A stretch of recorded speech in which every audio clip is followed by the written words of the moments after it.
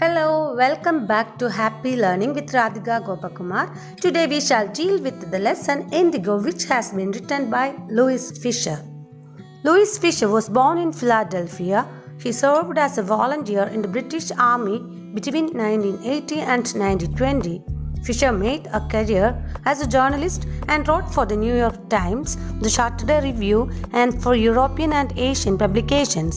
He was also a member of the faculty at Princeton University. The following is an excerpt from his book, The Life of Mahatma Gandhi. The book has been reviewed as one of the best books ever written on Gandhi by Times Educational Supplement. When I first visited Gandhiji in 1942 at his ashram in Sevagram in central India, he said, "I'll tell you how it happened that I decided to urge the departure of the British. It was in 1917. 1942-ൽ മധ്യ ഇന്ത്യയിലെ സേവാഗ്രാമിൽ ഗാന്ധിജിയുടെ ആശ്രമം Luis Fisher എന്ന എഴുത്തുകാരൻ ആദ്യമായി സന്ദർശിച്ചപ്പോൾ ഗാന്ധിജി പറഞ്ഞ വാക്കുകളാണ് കൊട്ടേഷനിലുള്ളത്.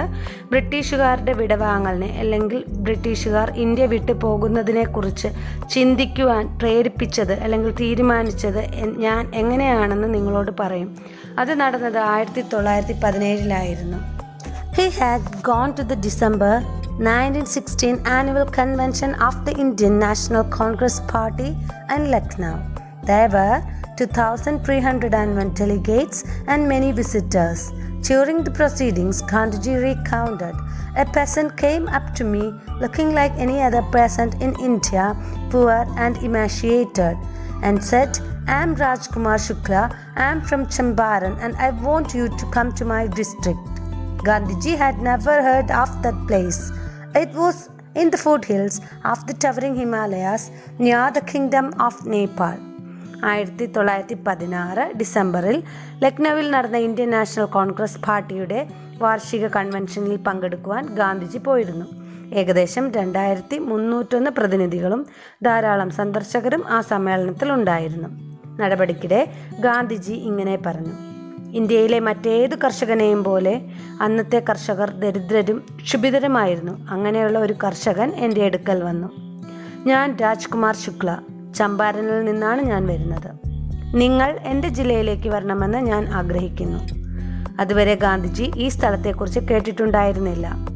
നേപ്പാൾ രാജ്യത്തിനടുത്തുള്ള ഉയർന്ന ഹിമാലയത്തിൻ്റെ താഴ്വരയിലായിരുന്നു ചമ്പാരൻ എന്ന ഗ്രാമം. Under an ancient arrangement, the Champaran peasants were sharecroppers. Rajkumar Shukla was one of them. He was illiterate but resolute. He had come to the Congress session to complain about the injustice of the landlord system in Bihar, and somebody had probably said, "Speak to Gandhi." പുരാതനമായ അല്ലെങ്കിൽ പഴയ രീതിയിലുള്ള ക്രമീകരണത്തിൽ ചമ്പാരനിലെ കർഷകർ അല്ലെങ്കിൽ share ക്രോപ്പേഴ്സ് എന്ന് വെച്ചാൽ അവർ കൃഷി ചെയ്യുന്ന ഓരോ വിളയുടെയും ഒരു ഭാഗം വാടകയ്ക്ക് നൽകണമായിരുന്നു. ഇപ്പോൾ രാജ്കുമാർ ശുക്ലയും ഒരു ഷെയർ ക്രോപ്പറായിരുന്നു. അദ്ദേഹം നിരക്ഷരനും ദൃഢനിശ്ചയമുള്ളവനുമായിരുന്നു. ബീഹാറിലെ ഭൂവുടമ സമ്പ്രദായത്തിൻ്റെ അനീതിയെക്കുറിച്ച് പരാതിപ്പെടാനാണ് അദ്ദേഹം കോൺഗ്രസ് സമ്മേളനത്തിൽ വന്നത്. ആരോ അദ്ദേഹത്തിനോട് പറഞ്ഞു ഗാന്ധിജിയോട് സംസാരിക്കുമെന്ന്. അതിനനുസരിച്ച് അദ്ദേഹം ഗാന്ധിജിയെ കാണുവാനായി എത്തിച്ചേർന്നു. Gandhi told Shukla he had an appointment in Kanpur and was also committed to go to other parts of India. Shukla accompanied him everywhere. Then Gandhi returned to his ashram near Ahmedabad. Shukla followed him to the ashram. For weeks he never left Gandhi's side. "Fix a date," he begged. Impressed by the sharecropper's tenacity and story, Gandhi said, "I have to be in Calcutta on such and such a date. Come and meet me and take me from there." താൻ ഒരു share ക്രോപ്പറാണെന്ന് അദ്ദേഹം ഗാന്ധിജിയെ അറിയിച്ചു. Share ക്രോപ്പേഴ്സ് അതായത് ഭൂവുടമ പറയുന്നതനുസരിച്ച് അവർ കൃഷി ചെയ്യുന്നതിൻ്റെ ഒരു ഭാഗം ഭൂവുടമയ്ക്ക് കൊടുക്കണമെന്നതാണ് ഈ ഷെയർ ക്രോപ്പേഴ്സുമായിട്ടുള്ള എഗ്രിമെൻറ്റ്. അപ്പോൾ രാജ്കുമാർ ശുക്ല ഒരു ഷെയർ ക്രോപ്പറാണെന്ന് അദ്ദേഹം ഗാന്ധിജിയോട് പറയുന്നു. ഷെയർ ക്രോപ്പർ വിളയുടെ ഒരു ഭാഗം താൻ കൃഷി ചെയ്യുന്ന ഭൂമിയുടെ ഉടമയ്ക്ക് വാടകയ്ക്ക് നൽകേണ്ടതുണ്ട്. ഒരു പഴയ കരാർ കാരണമാണ് ചമ്പാരനിലെ പല കർഷകരും ഷെയർ ക്രോപ്പേഴ്സാണെന്ന് അല്ലെങ്കിൽ ആകേണ്ടി വന്നതെന്ന് രാജ്കുമാർ ശുക്ല ഗാന്ധിജിയോട് പറഞ്ഞു. ഈ കരാറ് കാരണം ബുദ്ധിമുട്ടുകൾ നേരിടുന്ന ഷെയർ ക്രോപ്പേഴ്സിന് ഒരു പരിഹാരം കാണുവാൻ തീരുമാനിച്ച് ആരുടെയോ നിർദ്ദേശപ്രകാരം അദ്ദേഹം ഗാന്ധിജിയെ കാണാൻ എത്തിയതായിരുന്നു. അദ്ദേഹം ഗാന്ധിജിയുടെ സഹായം തേടി. ഗാന്ധിജി എന്താ പറഞ്ഞത്? തനിക്ക് കാൺപൂരിൽ ഒരു അപ്പോയിൻമെൻ്റ് ഉണ്ടെന്നും ഇന്ത്യയുടെ മറ്റ് ഭാഗങ്ങളിലേക്ക് പോകാൻ പ്രതിജ്ഞാബദ്ധനാണെന്നും ഗാന്ധിജി ശുക്ലയോട് പറഞ്ഞു. എല്ലായിടവും ശുക്ല അദ്ദേഹത്തെ അനുഗമിച്ചു. തുടർന്ന് ഗാന്ധിജി അഹമ്മദാബാദിനടുത്തുള്ള ആശ്രമത്തിലേക്ക് മടങ്ങി. രാജ്കുമാർ ശുക്ല അദ്ദേഹത്തെ ആശ്രമത്തിലും പിന്തുടർന്നു. ആഴ്ചകളോളം അദ്ദേഹം ഗാന്ധിജിയുടെ ഭാഗം വിടാതെ പിന്തുടർന്നു. അവസാനം ചമ്പാരനിലേക്ക് പോകുന്നതിനായി ഒരു തീയതി ഫിക്സ് ചെയ്യുവാൻ അദ്ദേഹം ഗാന്ധിജിയോട് യാചിച്ചു. Impressed by the sharecroppers' tenacity and story, Gandhi said, "I have to be in Calcutta on such and such a date. Come and meet me and take me from there." Months passed. Shukla was sitting on his haunches at the appointed spot in Calcutta when Gandhiji arrived. He waited till Gandhi was free. Then the two of them boarded a train for the city of Patna in Bihar.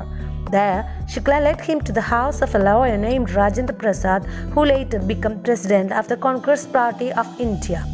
Rajendra Prasad was out of town, but the servants knew Shukla as a poor yeoman who pestered their master to help the Indigo sharecroppers. So, they let him stay on the grounds with his companion Gandhi, whom they took to be another peasant.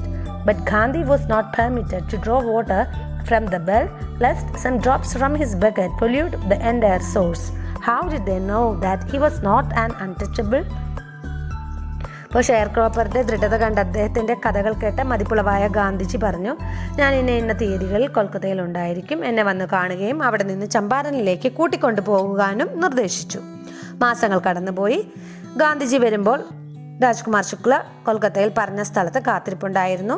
Gandhiji free ആകുന്നതുവരെ അദ്ദേഹം കാത്തിരുന്നു. തുടർന്ന് ഇരുവരും ബീഹാറിലെ പാറ്റ്ന എന്ന നഗരത്തിലേക്ക് train കയറി. രാജേന്ദ്ര പ്രസാദ് എന്ന അഭിഭാഷകന്റെ വീട്ടിലേക്ക് ശുക്ല അദ്ദേഹത്തെ നയിച്ചു. ആരായിരുന്നു രാജേന്ദ്ര പ്രസാദ്? കേട്ടിട്ടുണ്ടോ? രാജേന്ദ്ര പ്രസാദ് പിന്നീട് കോൺഗ്രസ് പാർട്ടിയുടെയും ഇന്ത്യയുടെയും പ്രസിഡന്റായി. അവർ ചെന്നപ്പോൾ രാജേന്ദ്ര പ്രസാദ് വീട്ടിലില്ലായിരുന്നു. അദ്ദേഹം പട്ടണത്തിന് പുറത്തായിരുന്നു.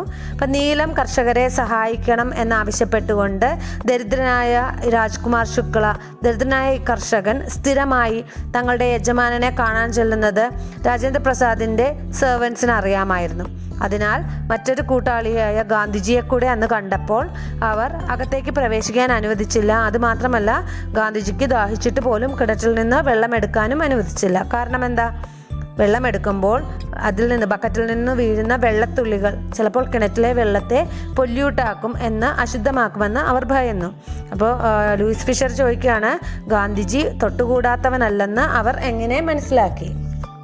Gandhi decided to go first to Muzaffarpur, which was en route to Champaran, to obtain more complete information about conditions than Shukla was capable of imparting. He accordingly sent a telegram to Professor J.B. Kriplani of the Arts College in Muzaffarpur, whom he had seen at Tagore's Shantiniketan School. The train arrived at midnight, 15th April 1917. Kriplani was waiting at the station with a large body of students.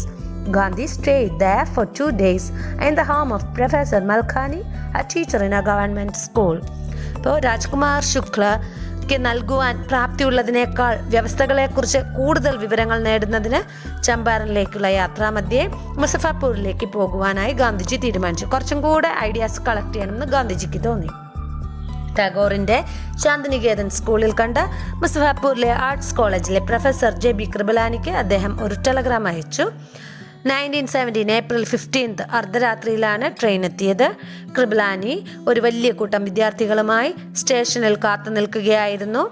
സർക്കാർ സ്കൂളിലെ അധ്യാപകനായ professor മൽഖാനിയുടെ വീട്ടിലാണ് ഗാന്ധിജി 2 ദിവസം താമസിച്ചത്. It was an extraordinary thing in those days, Gandhiji commented, for the government professor to harbor a man like me.